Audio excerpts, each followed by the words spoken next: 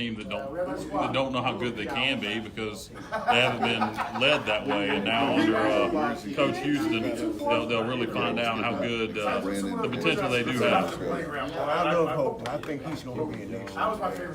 And he's a great leader. Got heart. Yeah, exactly. You know what's great about him is he's a local kid. He grew up watching the guys like Brandon Simmons, a lot of those guys from 10 years ago. He was a young kid, and his dad Morgan's been here for years. I think the world of, and when you think about guys like that, they literally want to be here.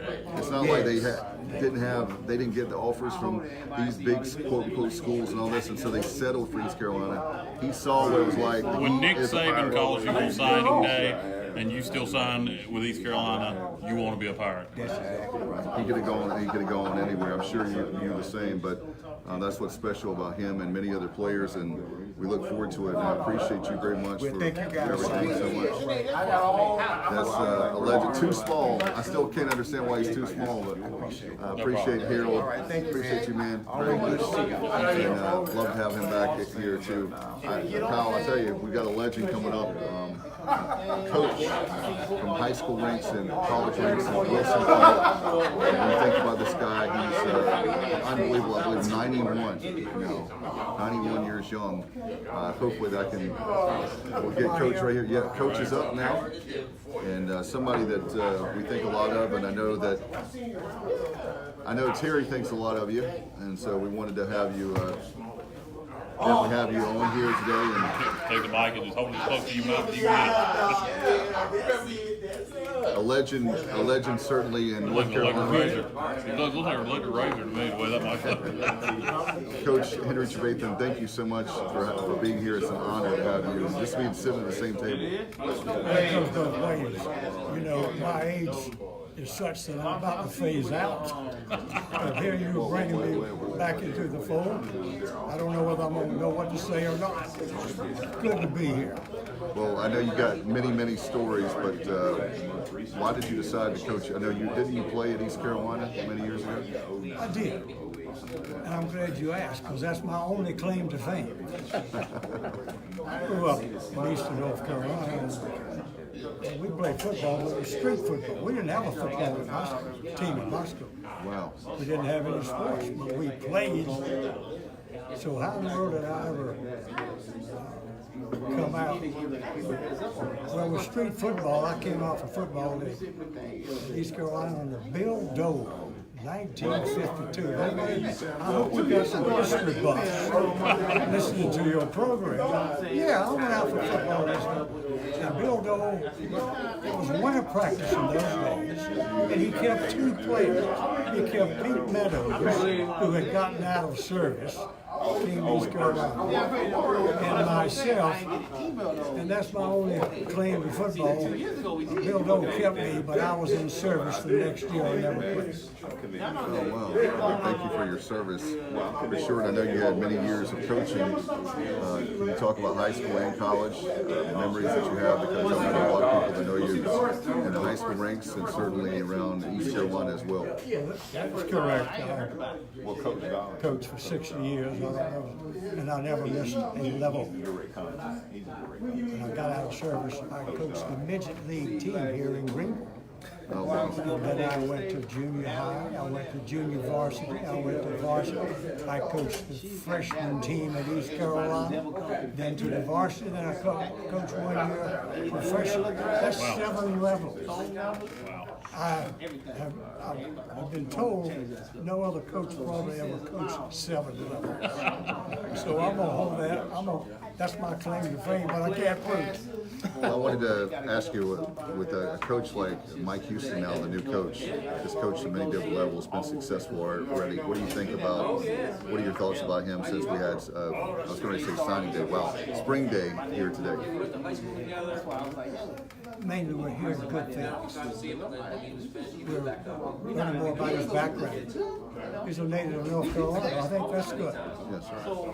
He coached at Citadel, JMU, I know a little bit about it. You know, I coached, when I retired from coaching, I coached at Bridgewater College, 6 miles from JMU for 22 years, part-time. I knew the coach and I came back. He coached after the first ball game. I came home.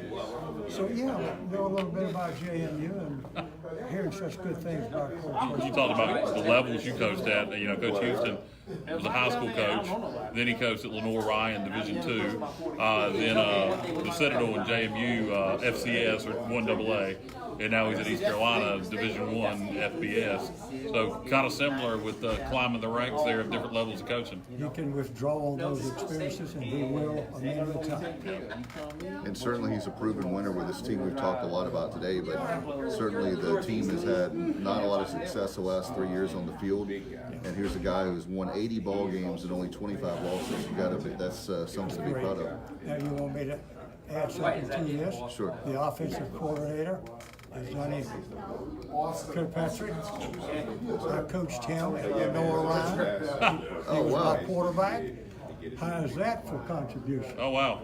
Now, were you offensive coordinator at Little Ryan, head coach? I was there for 1 year. Okay. And I was the offensive coordinator, and he was my quarterback.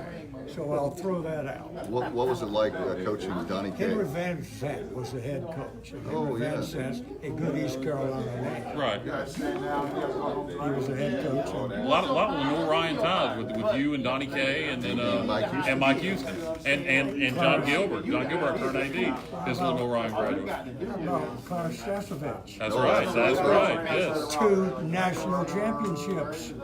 Yeah. Lenore Ryan. That's right. Oh, I hope we've got some history buffs out here in our listener land.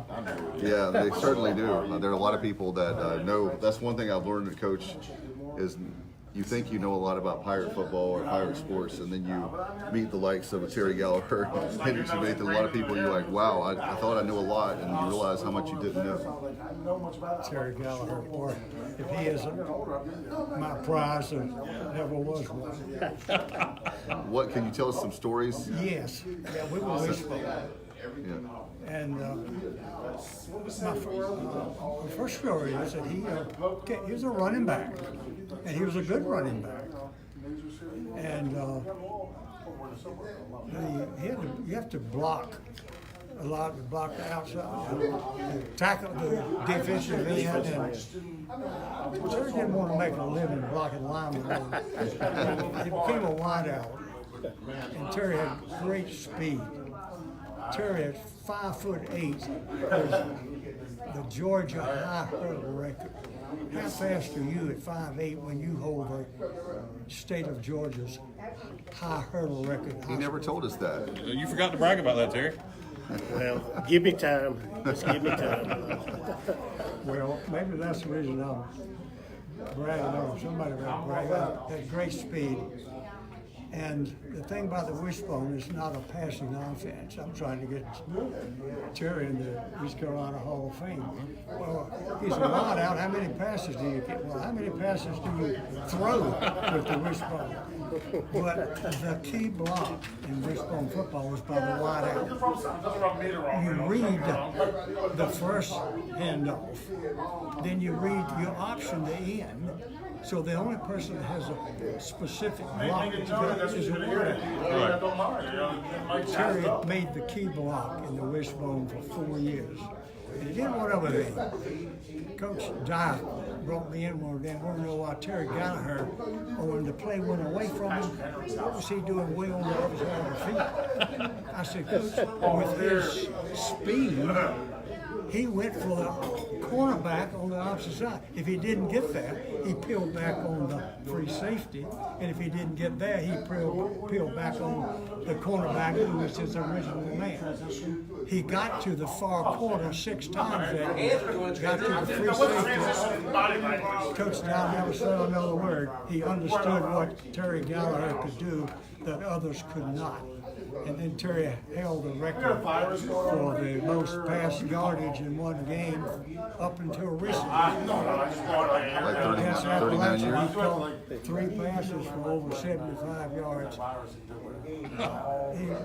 He's a true Hall of Famer in East Carolina, a great football player.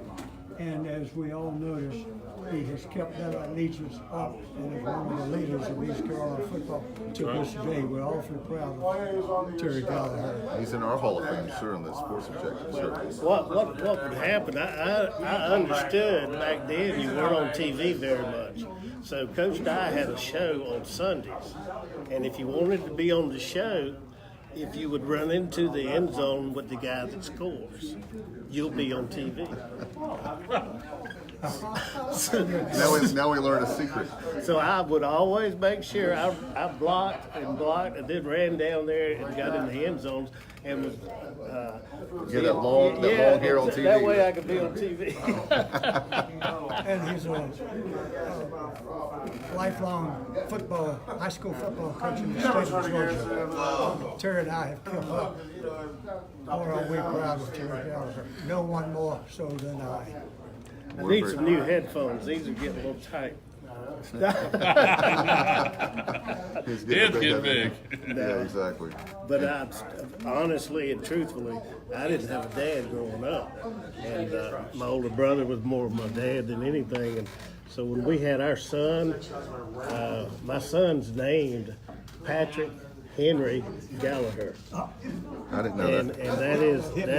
that is Pat Dye and Henry Trevathan. Because those two men, along with Frank Orville, I always said that Frank got me here, Coach T kept me here, Coach Dye tried to run me off every day. Why did he want to run you off?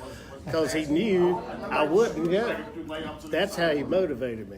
He would always tell me I wasn't going to be somebody. I'm bringing in Billy Ray Washington so he can have your job. That's a great story. I'm gonna bring in another guy. He's gonna get your job.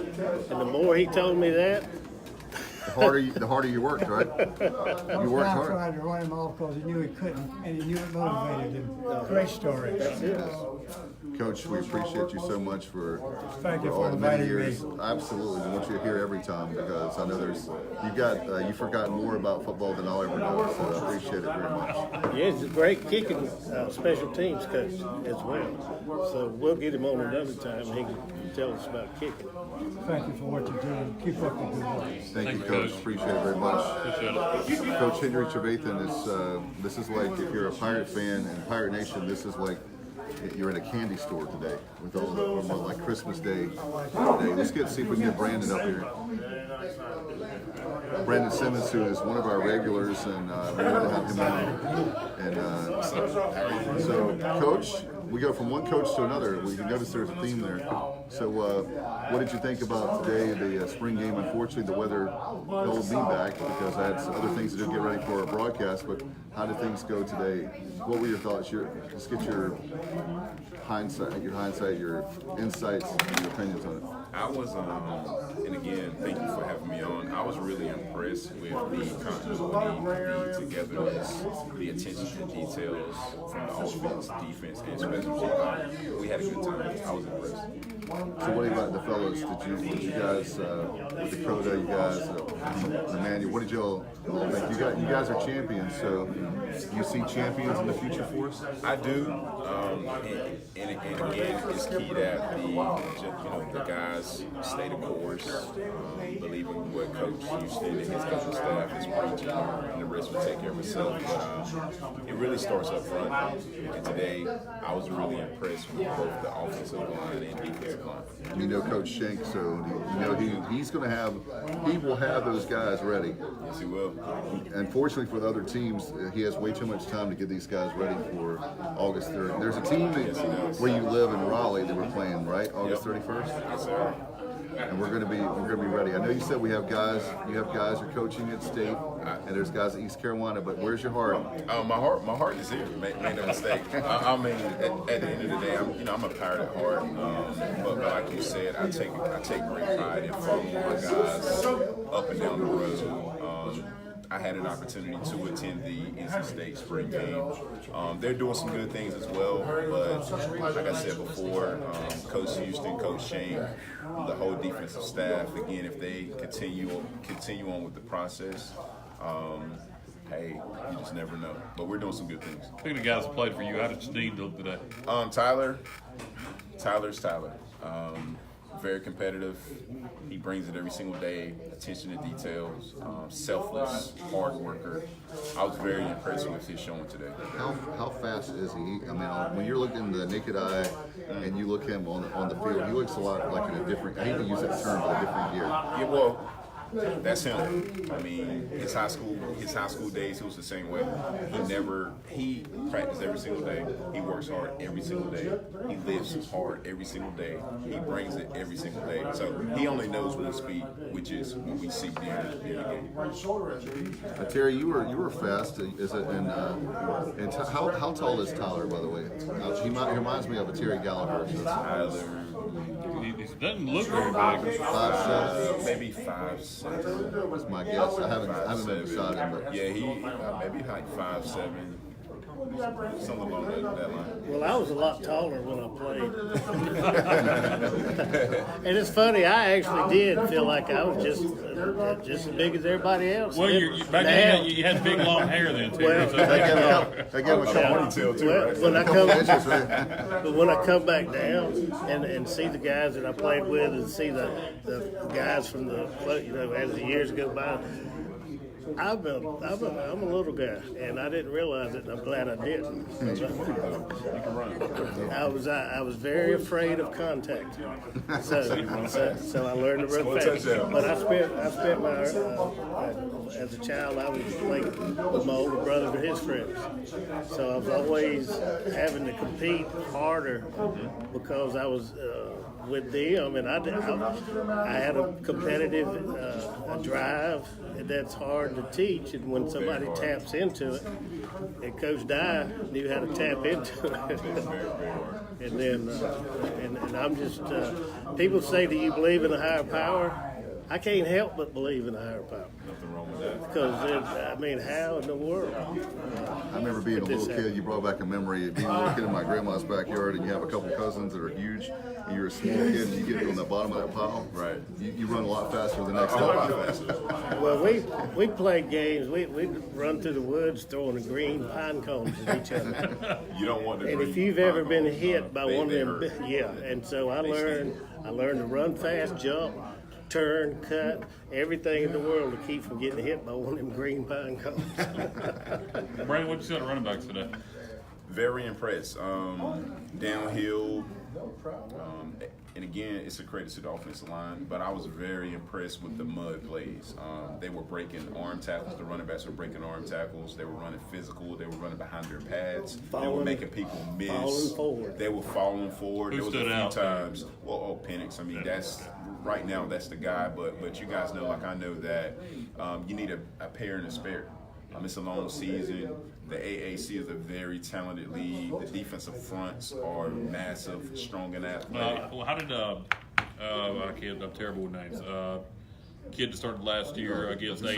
No, the kid that started against A&T fumbled. Trace Christian. How do you look? He did some good things too. Okay. All the running backs look the same, which again is a testament to the coaching staff. Like I said, I was impressed. I was able to identify the number of run plays, as in the lines. I saw inside zone, I saw pin and pull, I saw counter tray, I saw outside zone on the touchdown with the close set, the tight end set. So we actually have running plays. So, The plays, as in from afar, and again, I was speaking with Coach Hart about that. From afar, I can identify what the offense was running. And again, the passing concepts, that was clean and clear. We have a ways to go, but again, that's why you go to practice every single day. And the good news is that with the spring practice, we still have, there's not many more days, but at least it's not the end of fall camp. Thankfully, again, the guys are transitioning to summer. Again, most guys make their biggest gains in the summertime, bigger, faster, stronger, and then getting ready for fall camp, like you said. Everyone roll the ball out for the year. So have you guys had a chance to see how big John Williams is? I have not. He is a mountain of a man, and I will tell you what, if he gets mad at me, then I'm definitely going to be pumping the iron even more. Even better. He's a really big guy, and I know Coach Houston thinks a lot of him.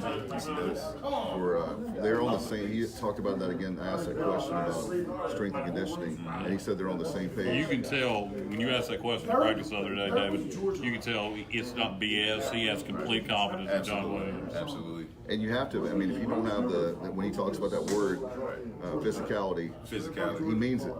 It's here. Physicality, toughness, and you can coach toughness.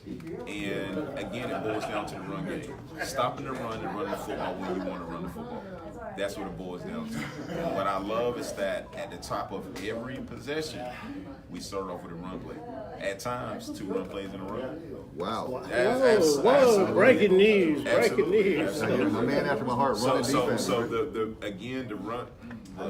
running game is the heart and soul of most football games. I love throwing the ball just like everyone else, but at the end of the day, the game is won or lost. You got to get the ability to run the football and stop the run when you want to stop it. You got to get a yard. You have to. You got to make a yard. And I love it. No dancing, hitting it downhill. Right. Line up and do it again. Like Penix, I love tight ends, H-backs, love it. And with the running backs, and you also have with certainly with the wideouts, with the wide receivers. I think the one question that I was talking to another member of the media yesterday is defensive line, not because of talent. It comes down to numbers. Numbers. The depth is not there in D-line. It's not. In offensive line and defensive line, typically you struggle with depth. Again, there's no such thing as a light practice for offensive linemen and defensive linemen. It's always physical. Always physical. So again, you have to take care of those guys. So building your depth is very important. Recruiting, that's very important as well. The more big boys you have, the better off. There's a whole lot of little guys to recruit, all over America. But the big boys are the boys that are hard to recruit. You know, Brandon, one thing that Coach Logan said that stands out, he said, unfortunately, defensive linemen don't grow on trees. They don't. Offensive linemen don't either. It would be nice to know if there was a certain island or a certain place in North Carolina. So hard to find. They're so hard to find. What about where you're coaching now? Do you have any D linemen that you could send our way? Well, in Raleigh, there's always quality players, and I don't just look at my guys, the guys who I work with, but I also look at area schools too. The level of football is picking up in the triangle. Oh yeah. For a long time, it was known as finesse ball. But when you have the team, the Wake Forests of the world, the Heritage of the world, I mean, everyone knows Millbrook, the physicality, the Gibbons of the world, the Sandersons of the world. It's picking up. It's picking up. Holly Springs, they're picking up. So Fuquay for Marina. Again, I can go on and on. There's so many people that are moving to the triangle. And there's a high level, like the level is improving. Again, for so many years, it's been Mecklenburg County, Charlotte, the Triad. Again, this area right here slept on. Eastern North Carolina slept on. There's nice pockets in North Carolina, but again, it's up to the coaches to build relationships with the high school coaches such as myself, so that we can get quality players to them, so that they can contend for championships. With relationships, what's the relationships like with Coach Houston and his staff and you guys on the high school level? Very important. Every clinic that I've attended, again, and it's funny, he sees me a lot, and that's because obviously I want to follow the program, but I also want to get to know them. Again, I know Coach Kirkpatrick, Coach Shank, etc., but I want to get to know these other coaches. But relationships are so important, and if the high school coach feels valued, we have no issue with sending quality players your way. We want that. We want to see you guys. We want you to visit our players. Our goal as coaches is to physically prepare them in the weight room, prepare them in the classroom, because that's what it's really about. And then when you get them, to take care of them. That's so important. At the end of the day, wherever any student athlete that I've worked with, wherever they go, okay, that's their business as long as the coaching staff is taking care of them. And that's the first question I'm gonna ask them. Are you going to take care of my kid? Yes or no? And when you coach the kids, when you're coaching, I can speak on this. They become like children for you. They Before are. I was married with kids. They are that. Because you track them. You track them as a freshman. They go to college. They play. Some will go to the league. Others won't. Most won't. And you stay connected to them. Again, the first anytime and again today. All right, and I'm just giving you a quick synopsis. Michael Tilley. Okay, he was a kicker for me at Wakefield. Donovan Noah, offensive lineman at Millbrook. Tyler Sneed, receiver. Played against with Reed Heron. Again, all those guys that I just named, I have a personal conversation, a personal relationship with them to let them know that, okay, this is great, okay, but I care about you as a person. I want to see, how are you doing? How are your grades? That's the first question I ask you. How are your grades doing? You know, but relationships are so important in coaching, football, contending for championship. So important. And do you see us winning championships in the future? Do you see that in your In the crystal ball? future, in the future, I do see it. I mean, championship football is a process. Again, I remember when we was here, and you know, I was speaking with Daniel about this when we was here. We came in when ECU football was in the shambles. I'm just calling for what it is. But we stayed committed to the process. We kept working out, and within year 3, we won a championship, and in year 4, we won another championship. But it didn't happen overnight. Again, seniors held underclassmen accountable. You live, go to class. It's a process. But again, if these guys stay committed to the process, championships are a realistic goal, in my opinion. And that's what they expected. That's the expectation. Yeah. If not, then ECU why are you football playing? is championship football. That's the expectation. That's right, and I know that we're going to keep up with you. Obviously, you're one of the Always a regulars on pleasure. there. Appreciate you very much, and this time has gone by very fast tonight. Time flies by when you're having fun. We're definitely fun, especially it's been great, even though the weather didn't cooperate today fully like we hoped it to. I'm glad it held out, though. It did, it did, most definitely. Brandon, thank you so much. Appreciate it. Always a pleasure, gentlemen. Always. All right, appreciate you, man. Always. We got a couple minutes left. We'll get more. Get Kenny in. Big man. All right, we have about 2 more minutes You'd left. like him for a big offensive lineman. Oh, come on. Appreciate it. Kenny, I appreciate you coming on with us. I know that, can you tell us about your time here at East Carolina? I'm from Langhorne, PA, so I'm a northern boy. So when I came down here in 1990, it was a little bit of a culture shock for me. I was a youngin'. I reckon. And but I fell in love with the Pirate culture, the Pirate family, and everything about Greenville. And that's why I come back and visit. So you were on the 91 team? Yes. I came in 90. I redshirted my first year, and then I backed up Tom Scott, which I think everybody's pretty familiar with. And for my first year, for his my redshirt freshman year and sophomore year, and then I started when Marcus took over is when I started at left tackle. Okay. Yeah. So what are your memories?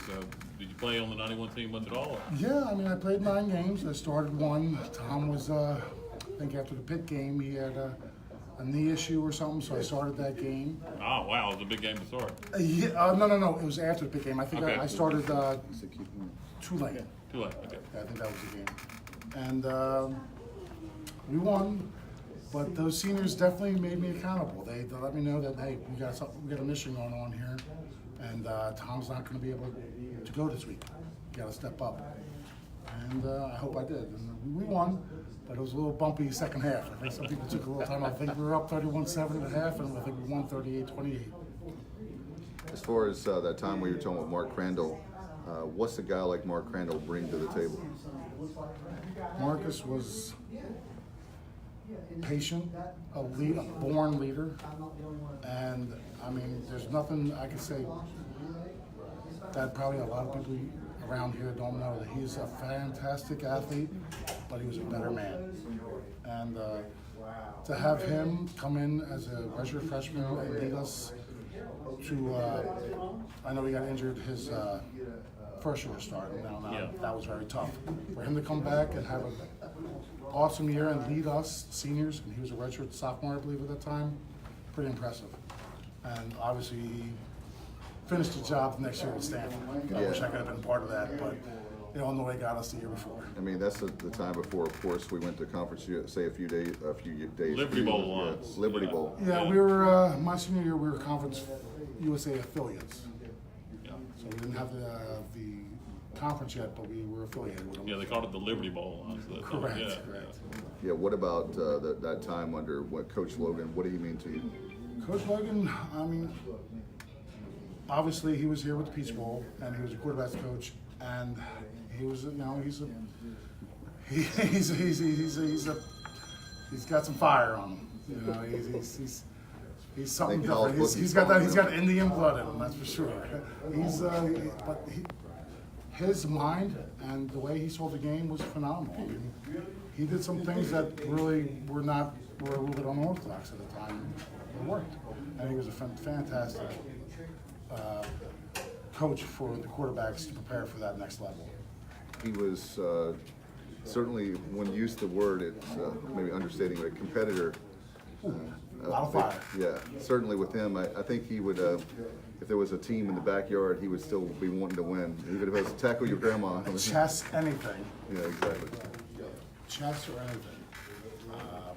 Man was definitely a competitor, and he would let you know it. I mean, he was a straightforward man. He didn't beat around the bush. His expectations were very high, and he demanded very much. And So what have you done since football? You still in this area? You have a PA or? I moved back to Pennsylvania. I started working as a private investigator. Okay. And from then, I got my own detective's license, and I've opened up my own detective agency. I'm licensed in Jersey and PA, so I do a lot of insurance fraud, Okay. workers' comp, liability, and disability cases. Gotcha. Yeah, so that's basically what I'm doing now. And anybody needs a PI, let me know. As far as when it comes to Pennsylvania, there's a lot of great football in the North. I think we're starting to tap into that again, like a pipeline. How do we get more kids? That's one of the best football states for. Yeah, in that area, when it comes to high Pennsylvania, school yeah, football. great football. I just think we gotta get some people to understand what power football is all about. I mean, this is a very attractive place. The facilities are, I mean, come back here year after year and see the growth and what they're doing here. I mean, it's exciting to me, and I think it's a very good selling point to any college athlete. Yeah, and the co-eds don't have to bundle up as much. So, yeah. It's a lot of fun, and when you come to East Carolina, that's one of the things. But also, I want to get your take on this. I mentioned the fact that coming here, even though it was a big university for me, I've been to a small college my freshman year. I come here, and at that time it was only 18,000 students, but pre-internet. And the great thing about it, everybody was friendly. Like there was not like an exclusive cliques. Like you walk by people, everybody spoke to you, and it's just hard to imagine to be at a school that would be exclusive. I felt like it was inclusive in my time. You hit the nail on the head. When I came down here, I come from a little bit more of a different area, and there's not that people aren't nice there, but the people here, you can't go 2 blocks without kind words around here. And it's a beautiful place to be around. The people here, that's why I come back. Along with, obviously, I would say it's higher education. And we're going to do it. I think so. Yeah. We got the right man. The guy that recruited me was Coach Shankweiler. He came, watched me play some basketball and football, and he got me to come here. And that man was a major influence in my life as a young boy. Because I came here at 17 years old. I turned 18 very quickly, but I was a baby. And he turned me into a young man that definitely helped me out as an adult. I'm certainly glad he's back. I tell you what, I hope I don't want him to go anywhere. I love Coach Shink. And hopefully the 4th time's a charm. That's right. Kenny, thank you, man. Appreciate you very much. Great Thank you for having being here. Thank you for Appreciate you having me. coming. Very nice to meet you all. Very nice to meet you too. Take care. Boy. So I'll tell you what, it's been real, but the good news is we have some bonus time, so we'll get some more players to come in. All right. We'll have I haven't had a chance to meet you, so Sean Richardson, nice to meet you. And we're doing this on the fly, so I appreciate you very much for coming. A huge honor. Tell us your time at East Carolina and why did you become a Pirate? Well, I want to thank you guys for this great platform, Pirate Nation. I just wanted to say one thing. I wanted to ask you a question in statement form. I've been watching and seeing all of these guys and generations of East Carolina football players. And I had a remarkable conversation with Mr. Streeter down there. I said, I don't think East Carolina ever really recruited per se, quote unquote, football player. We've always had athletes. Right. I was looking at Terry running around, and I said, Terry, you still running around like a little receiver. Stop it. But my time, I think, I'm going to go real quick, so I don't have much time left. But Mark Washington, I saw him when I came over. Him and Coach Connors were part of my partnership. Mark Washington was just throwing up 315, 3 plates. And I said, this is the place where I need to be. If I get too far like that, I think I got to do something. What year And did you still play doing there? it. I came in, I was the Peach Bowl recruiting coach. Okay. So Jeff Blake and those guys, but I came in with Marcus. Okay. So you were here Marcus, Morris Foreman, Liberty Bowl years, 95, 95, 96, 94, yeah. Mark Liviano. So All of us okay. came in Yeah. the same class. Well, that's my time. So you, Remember your face. 95. We came in 91. Yeah. 91, 92, 92, August 9, August 6, 92. But my time was Carolina sport. It's always been something that I love that this program has grown. Referee O'Neal was my pirate dad, and my pirate parents when I came. Wow. So Ruffin was here the first time. yeah, 92, yeah. Yes, him and Ernie were my pirate parents. So I have a draw of timelines in years of East Carolina. The family. What was your favorite game, your favorite victory? In 1994, you said something about the South Carolina game. Oh, yeah. And I'm going to tell you something, a little bit of inside information about this. The reason why I was so excited. So, Coach Logan told us that he wanted us to write a letter, and we're going to be playing for something bigger than yourself. And everyone bought into that. And that's what you saw on that field that day. Actually tied up record. What was I that? had 2 feet in. But guys, I really appreciate it. Yeah, with that during that time with Coach Logan, you had with the Peach Bowl, and then there was some downtime, but you had the Liberty Bowl, so you had Peach Bowl, Liberty Bowl years, and then you have speaking with Rob being Rob, the '96 team I talk about it all the time. There's no reason. What year did you graduate? So so the 8-3 team. Yeah, and you guys 8-3, beat NC State, beat Miami South at Carolina, Miami, beat South Miami Carolina. at Miami. Great The resume team. was there. 8-3, and no bowl. That's what people say today. There's too many bowl games. And I say, well, I agree with you. If you take the 12th place team from the SEC and make sure the schools like East Carolina get that bowl. Well, people say there's too many bowl games. I said, you remember '96? Right. So, Because there are 300-something high schools. yeah, Same thing with the '83 team, one of the best teams. In yeah, the and no bowl. Yeah. I mean, they lose to Florida State, Miami, very close games. No reason why they should have been in a bowl. So that we got great teams that never went to a bowl, and then like you were talking about now, and then what was funny is that we got as an alum, as a fan and coach, all the stuff I've done, you get very complacent, like we're always going to go to a bowl. And I think the only good thing that will come from the last few years is the fact that for 4 straight years we haven't gone to a bowl, no postseason. So when you do get there, you won't forget that it doesn't matter if it's whatever bowl. I don't want to insult bowls, but even if it's a small bowl, it's still a bowl. It's still postseason. You still get the 20 practices. Well, I think Coach Houston being a proven product, okay, he's going to instill his system in here. We just have to be patient and be supportive of him and believe in the process. I mean, it's easy to say, but it's hard when, that process is actually coming to fruition. You have to give it to him. Just like our plants, you don't grow overnight. You have to give it some Well, water. the thing is with Mike Houston and this staff, at least me personally, I'll believe it. Even when we lose, just watching it this year, knowing his background, hearing him talk, looking at the staff, like you said, I'm just going to enjoy the process of getting there. Right. Well, guys, you guys remember that 93, we lost March. We went 2-9 season. Okay. And following it up next year at Liberty Bowl. During that offseason was a pivotal offseason. Damon Wilson was a part of that. Junior Smith, all of us went through that growing pain. And what we did is we looked introspective. Our slogan was no excuses. We don't want to hear this. Just get it done. Do your job. Everyone does their job together. As a team, we do our job. And we hold our coaches accountable for that. We had a great coaching staff. Coach Logan, Coach Martin, Coach Barry, Coach Pagano.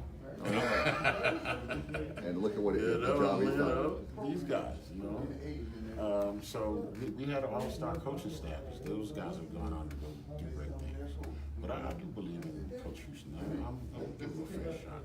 You know, and if there's anything I can do to help that particular process, I'm all for it. I tell you, that's one thing that when he came here, not because it was for us in the Independence Bowl reunion show, but when he walked in that room, he spoke to those right here in this room, and he spoke to that 78 team and talked about how they and every former Pirate is welcome at practice, and he was going on that. A lot of times guys just say that, but the thing I've learned about Coach Houston is every coach has coach speak, of course, but when he says something, he means it, and he's convincing when he says those things. And when guys are wearing earrings at practice and they're not supposed to be, or they're guys doing up downs while we're standing right beside them, because you were talking about holding accountable, and that made me think about that. He's going to hold every single player, and he's going to hold those. I'm sure when there's coaching meetings behind closed doors, he's going to be holding those coaches accountable.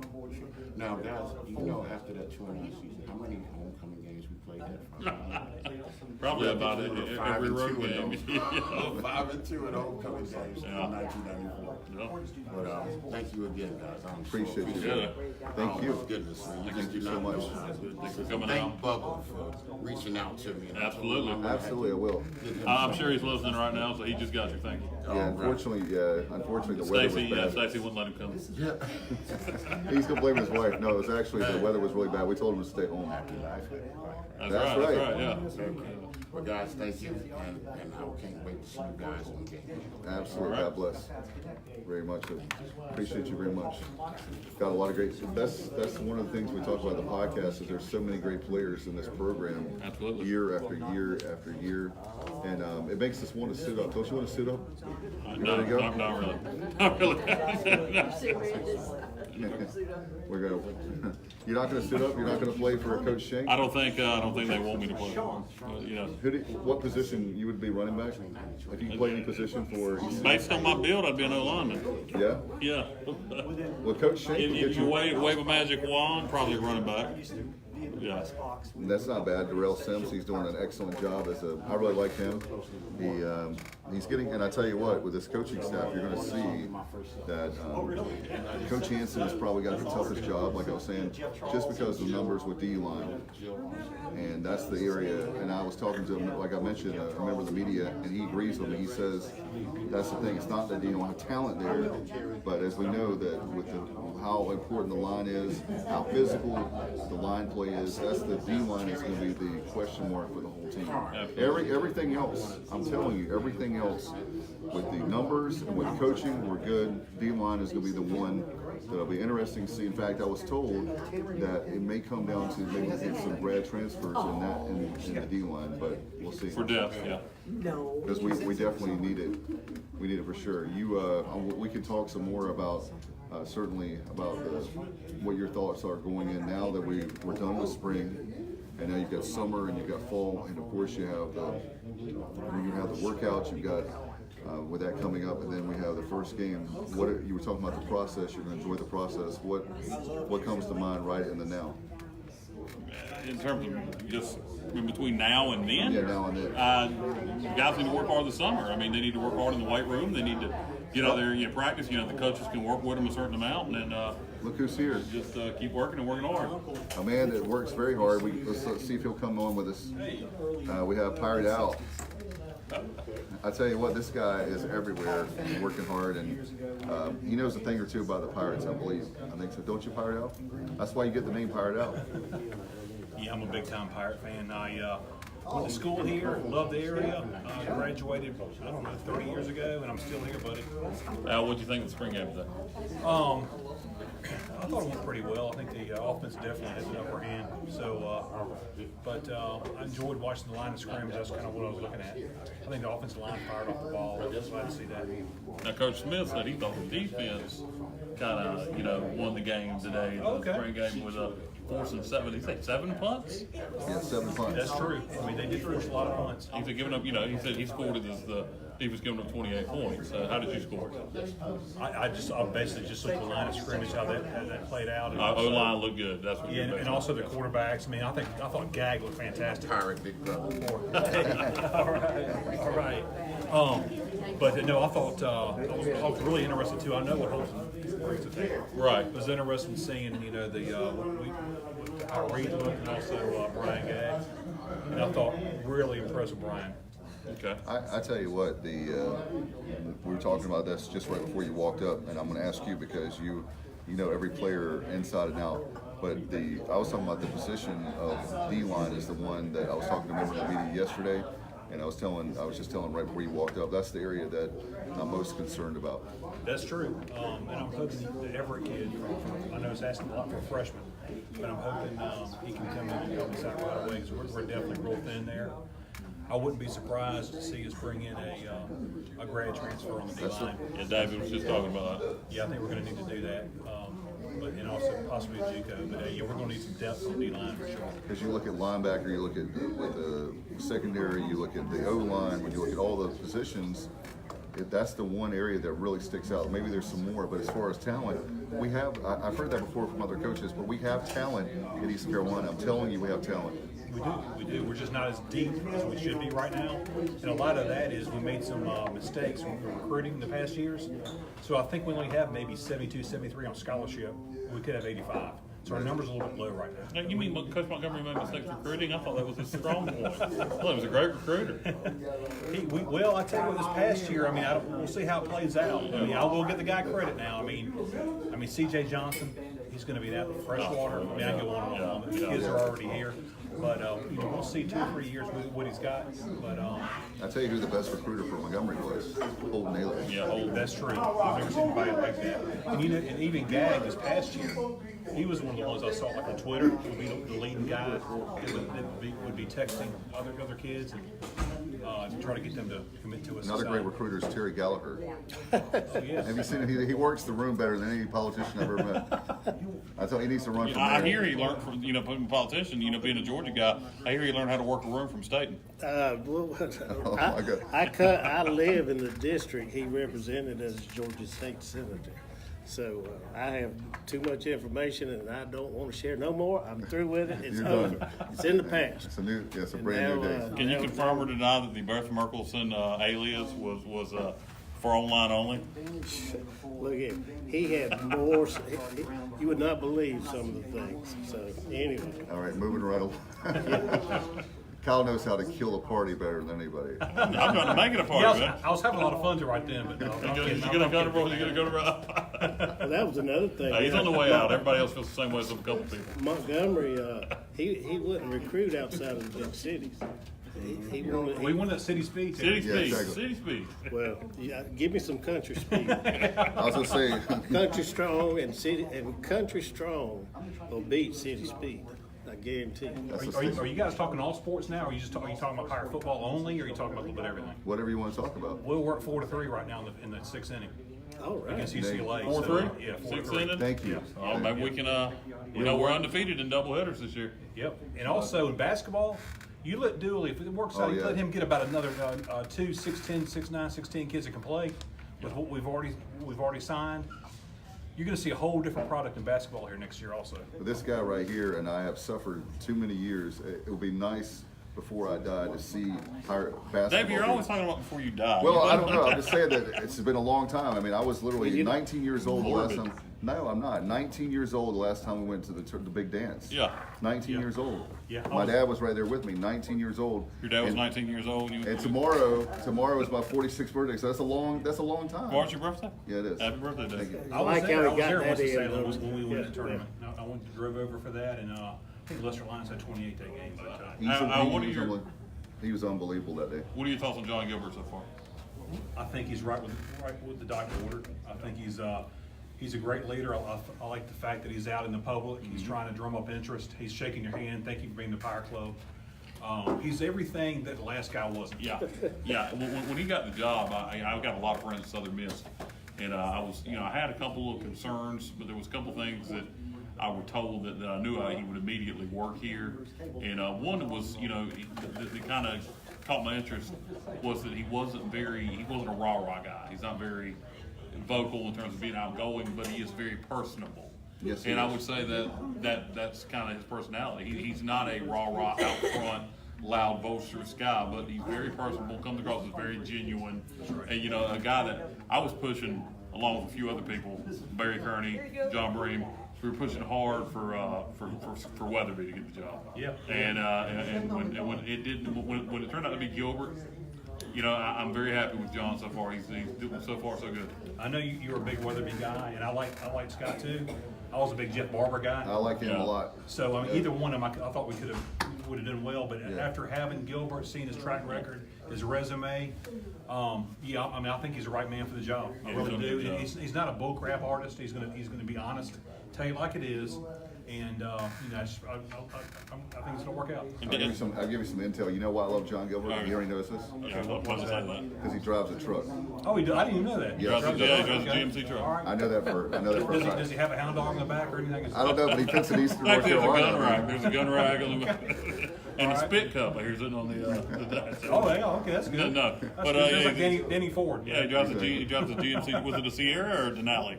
Did you notice? I didn't know. I know it's a GMC. That's all I Okay, gotcha. But that was something that really stood out to me. It was like that. In other words, down to the truck, he fits in with Eastern North Carolina. And you know, Ryan actually mentioned. You know, you told me that, and then Ryan actually mentioned the other day on PRL. He mentioned Gilbert's truck. So that's funny. No, the thing about Gilbert is when they were talking about how that he's not the rah-rah kind of guy, and that we've got their ECU 4-3. Huh? Right now, so I just want to give you an update. Yeah, please do. No, that's fine. No, in fact, the Pirates had that game last night. I was telling Kyle that hurt so bad when literally. Thank you, John Packard, by the way, who had that Facebook I've been watching. Live. Yeah, and I don't know. We want to keep that on the down low. UCLA's going to shut that down at some point. I'm telling you. Well, how can they do that? They don't broadcast games. Well, nonetheless, they still own the rights to that game. Just in a matter of time, it's 5-4 UCLA. So.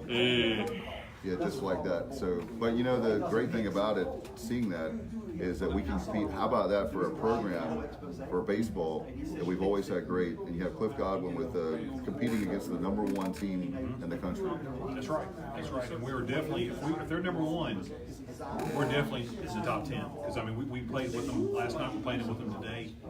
I just wish they would come back, and maybe they will. I don't know. Maybe for a 3-game series here. I know they were here about 10 years ago, but I'd love for them to come back here and pay us back for this 3-game series. Power now, me and Dave have come up with this genius idea for next year for the spring game weekend. We need your endorsement. We need your endorsement. We know you know everybody, and Dave and I we brainstormed, and we were trying to think of what would draw people to Greenville and Dowdy Ficklin to bring back the Great Purple and Gold Pig Out Party to like what it used to be. And we thought, well, a concert in Dowdy Ficklin, spring game weekend. We were brainstorming who should it be? He came up with the idea. I said with the concert.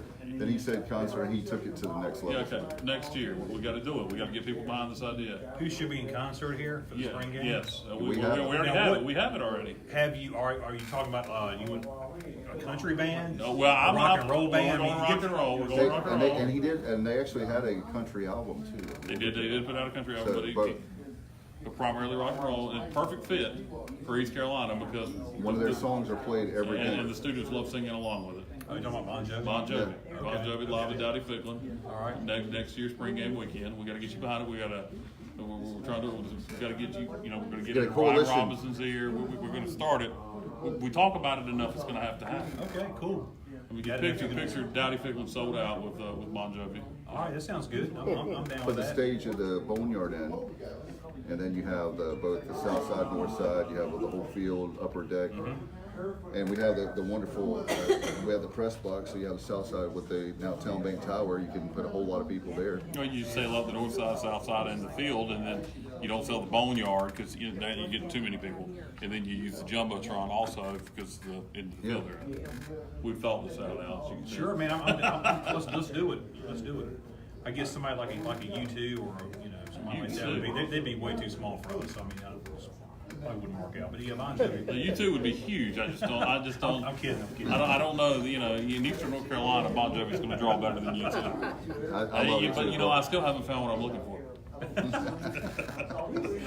Yeah, exactly. So you like the idea? Do you like Bon Jovi? Yeah, I like Bon Jovi. Fine. I'm actually an old school rap guy, but I mean, what are you doing here?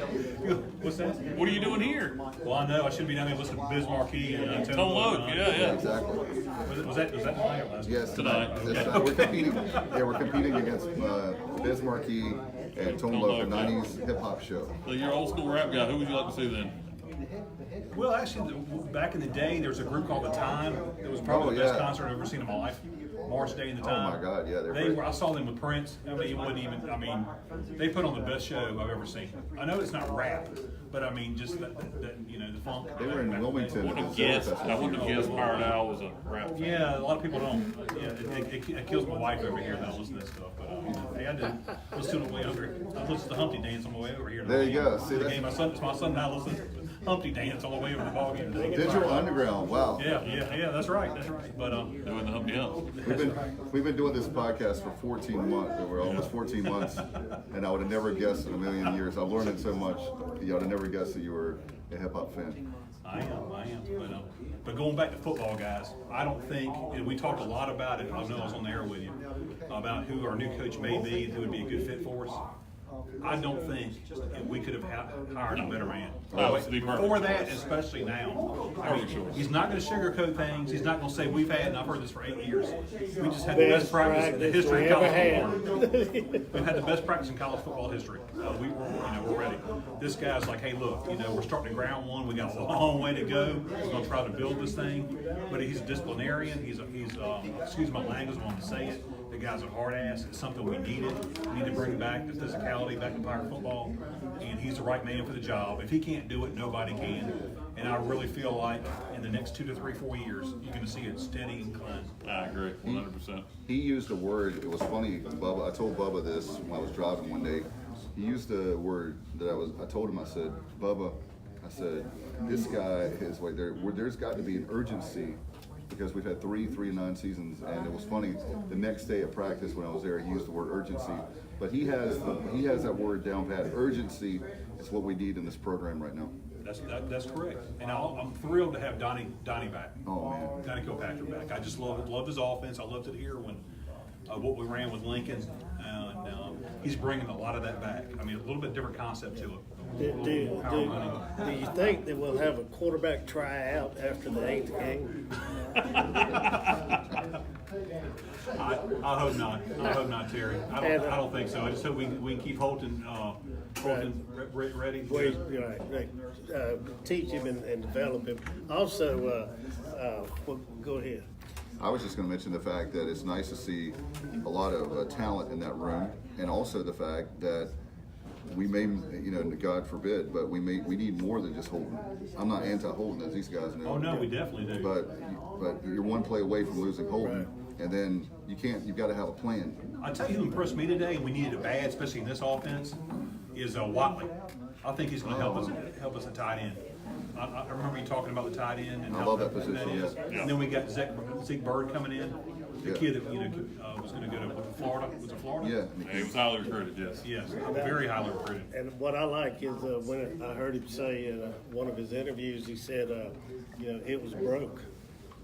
It was broke. Oh yeah. We got to fix it. A lot of bad habits. And that's again, he didn't sugarcoat nothing. Yeah. And I talked with I've known Coach Shakewell for quite a while, and Coach, I called him and I said, well, how's things going? He says it's bad. He gave a grade of, he said bad. Yesterday, Coach, a member of the media is asking 1 to 100, and he said like high 60s, maybe 70s. Yeah. So with where we are now, I'm going to ask you, Pirate Al, where we are now, do you actually see us getting in the 80s or 90s? Where do you think we are by the end of this year under Mike Houston? Where do you think he would score us? I know it's a tough question, but what do you think that... By the end of the football season? Yeah. If we can continue to progress? 80 maybe, if we're lucky. 75 to 80. How many guys do you think we'll win? I was trying to ask that because I'm hoping. I would be thrilled. I'd be thrilled if we went 500 and went to a bowl game his first year. I'd be thrilled. I got us going 7-5. If we do that, I will be very happy. Yeah. His first year. It'll be tough, but it's gonna get a shot. Can we beat that team in Raleigh, Brand X and Raleigh? Yeah, we can beat them. We can Break beat some them. fingers They lost a lot, and we've got a whole lot of reason to play well that game. We got embarrassed, and I'm still pissed off that he'd be up 58-0 and call time. ice our kicker? Oh, you got to be kidding me. Yeah. He's a scumbag. Well, I tell you what, of all the coaches I've ever had to deal with, he was not very nice to me. So my dad is a graduate of NC State. Nothing personal. And my daughter went to NC State. Yeah, nothing personal. I just don't like the guy. Yeah, it's a personal thing with the coach, not with the university. That's exactly right. And with that being said, it is amazing as a coach, and I've coached. You tell your players don't do anything to get bulletin board, and when you have like my situation with the School for the Deaf, they were in constant contact with each other because they were like, it's like almost having like a small college and you have to travel different places, but they were communicating with each other across the country and especially the Southeast. So we made sure, do not make any comments, smack talk, and that kind of stuff. And here the head coach of a great university saying, hey, we broke the finger off today. See, what got me irritated, I don't know if you guys remember or not, the year that Hardy and Shane were seniors, we were in the football, so I was sitting there, we were 42-7 early in the third quarter. We could have beat those guys 90-7. Yeah. Ruffin called the dogs off. Oh, Yes, 13. I did. You're talking about 13. Yeah, trying to do Yeah. the right thing. Okay? Anyway, to be up 58-0 and try to Yeah. ice the kicker, there's nothing, I don't want to hear it. There's nothing he can do to put in our face anymore. Have you ever watched The Office? Yeah. Does Wolfpack's coach, can't think of his name right now, does he remind you of somebody off The Office? He looks like Toby from The Office. He's exactly like Toby from The Office. But talking about Coach Houston, he said something that really, of all the things he said that really resonated with me, that I loved, talking about his honesty. He was asked about not being able to tackle well. And he was asked, did he see that on video prior to spring practice? And he said, yeah, I saw it in 2017 when we played here. He's right. Yeah, it's great. He's right. And we knew that coach right then and there. In fact, this guy right here on Pirate Radio, I was like, oh my God, I was telling everybody. After the Temple do game in not 2016, do I not sleep predicted we would on lose James to Madison. open season. Like everybody thinks it's a cupcake, it's the first game of the year. And we knew who the coach was, and you as well. I know that you knew the coach was. So we're like, don't sleep on James Madison. Don't sleep on that coaching staff. And I tell you another thing, going back to NC State, I was talking to one of the coaches and one of the assistant coaches, and they wanted that game bad. They had that game in hand against that team in Raleigh last year, NC State, and they lost it in the fourth quarter. They let it slip away. And so I said, well, you're playing the first game again this year, don't you? And he smiled. He said, oh, yeah. They've got that August 31st circled around, and they know that, hey, we've got that game coming up, and they want that one as bad as I'm sure our players do. You're going to see us play. Will we win? I don't know. Can we win? Absolutely. But you're going to see us play like our hair is on fire in the game. We got everything to play for. We got a lot of motivation. We have nothing to lose. Yeah, nothing to lose, brother. Let's go for it. And the great thing about their offense is actually in the Appalachian State now. That's true. Look who their head coach is. And new offensive coordinator, new quarterback. They had to replace a whole lot. Running coaches back, and wide receiver. And everything else. That's correct. So, no, we definitely got a shot. Well, I'll tell you, this is the best. I want to get your opinion on this. This is the best we've had as far as coaches with the big three sports in probably a generation, 25 years. What do you think? Absolutely, all three sports. And what I liked about Houston is he brought his whole, except for Brandon, he brought his whole staff with him. So everybody's just working together. You don't have to coach the coaches. It's all, everybody's on the same page, and it's just like, just picking up and keep on rolling. So, but Dooley in basketball, Cliff in baseball, I don't think we could have any three better head coaches in three major sports. We got to enjoy it right now, don't we? But we do, absolutely. Pirate Al, I appreciate you. I know that we talk about it before, but you have been called in all the years you were calling in the shows, and you don't anymore. And hopefully we can. That's one thing I want to ask Coach Houston. Can you bring back the call-in shows? Absolutely. That's one thing I want to ask John Gilbert, guys. He's always talking about, hey, let's get the fans back. What can we do to get the fans back? Do anybody take college? Is there any college shows? I don't know. Yeah. I don't know, but Let's be different. That's Why do what we it have to should be be. different? They should take calls from the fans. I agree. This texting you question is, and then they Because they're decide if they want to answer or not. Exactly. You tweet your Come on, question. man. I'm gonna tell you what. I can guarantee you this. They didn't ask one damn question I ever tweeted Coach Montgomery. Not one of them. I bet. I wonder why. Yeah, well. Yeah, but I hope they do bring it back. That would be the one thing I'd really love to see. I'd start calling back again, because it's been probably 4 or 5 years. They stopped what, it was in 2015? No, it was 2016. It was Montgomery's first year, 16. Well, it's going to be really interesting. In fact, hard to believe that the day's over with. It's gone by way too fast. But this is one of my favorite days of the year. And I know with, by the way, one more thing too, is I know that with the recruiting as basketball, we're getting ready to, it's heating up right now, right? Very much so. We've already got 6 commitments. We already have some kids already signed. If he can somehow here in the last 2 weeks land a couple quality big men, I mean, you're going to see a whole different level on the basketball court next year. We got 3, 6, 7 kids that are long, can shoot it, can play defense, run the court, along with the guards we've got. But if he can, the only thing we don't have right now is 2 quality 6'9", 16 kids. Rim protectors, right? That's right. If he can finish with those 2 kids, and we're on a handful of good ones, then we can. I mean, the basketball is going to be a whole different level.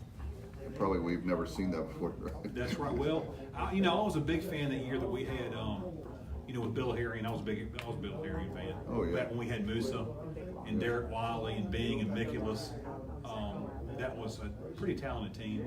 But this could be actually could be a notch above that. We could see some good quality basketball in Minji's. Well, and that's the one thing is that with Dooley, he came here. He said, "I didn't come here to lose." He told us that. Remember? Well, he's been in 19 straight NCAA tournaments. I mean, he's not used to this, and I know this past year about killed him, and he's determined to get it fixed, and he's getting it fixed along with his assistants. We just have to finish with those 2 big men. Well, it's going to be fun there. And do you think, I'll put you on the spot, do we go to Omaha this year? We're talking about the baseball, and hopefully we can tie that game and win that game. But what do you think? I think we got everything in place to do it. The only thing this team does not have, we don't have that Hoffman kid or McKenzie Gore would have come. We don't have that Friday night guy that's going to absolutely go out there and dominate. But everything else, we've got 3 quality weekend guys. We've got the depth. I definitely think this team can get to Omaha, yes. It'll be really interesting. In fact, I've said this is definitely a regional team, but certainly it would be nice to host a regional, super regional, and certainly with, I would love to be, the one thing that I want really bad for this team is a national, one of the top 8 seeds. That's in right. Baseball. And we can do that. We just have to win. I think we need to win one of these 2 today. We've got to win. We got to split these games. If that happens, we won't drop in the polls. Our RPI will be in the top 10. We'll be in a position to finish strong and have a top 8 RPI. It'll be interesting to see with that, and then certainly basketball recruiting, and then it won't be long, and Kyle's favorite sport will be back in the fall. With, That's right, women's volleyball. He does. We've got another great coach there too. Sport I can really get behind.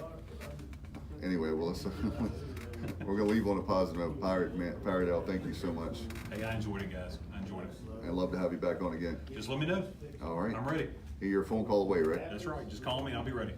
All right, we'll wrap things up. And Kyle missed Bubba, but I know that the weather was tough today. This morning, it was so bad that he didn't want to leave. Yeah, Stacy wouldn't let him. Is that why? Yeah. Going back to Stacy. Stacy, hey. And Terry Gallagher, I want to thank you, man. You are awesome. I know that you probably get the furthest driven, the driver that drove the furthest to be here, right? I don't know, those Pennsylvania guys, that's pretty close. In my book, anything up north's a long way. Certainly all the turnpikes and the tolls and the Sure. traffic Absolutely. and all those great things. So I appreciate all our great guests. We have so many that we've had over the last couple hours that we had some bonus time. Absolutely, yeah. So I Went into appreciate overtime here. I want to send a special thanks to Brian Freeman. I forgot the voice of this great podcast who does our opens and close and liners. He did a great job. Al Cannon is one of the best in the business. He's the guy that you can blame. He gave me my first job on radio back in July 1st, 1996.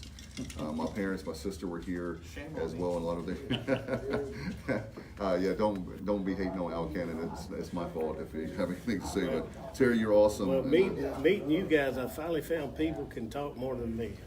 I never thought I'd get to find that, but you guys do a great job. And by the way, you're better looking than Bubba. So. We appreciate what y'all are doing for East Carolina. I do. It's hard for me to get information about East Carolina a lot of times, living where I do, and being able to find it and listen to it and hear the enthusiasm, it means a lot. So thank you guys for doing this. We always say that East Carolina gave me a shot when nobody else would, so Yep. that's why I'm always the biggest cheerleader. They probably should have never put my grades admitted me in there, but they did, and so I graduated and have the ring to prove it, and the rest is history. Yeah, and it's time to shut up and eat. All right, let's do it. All right.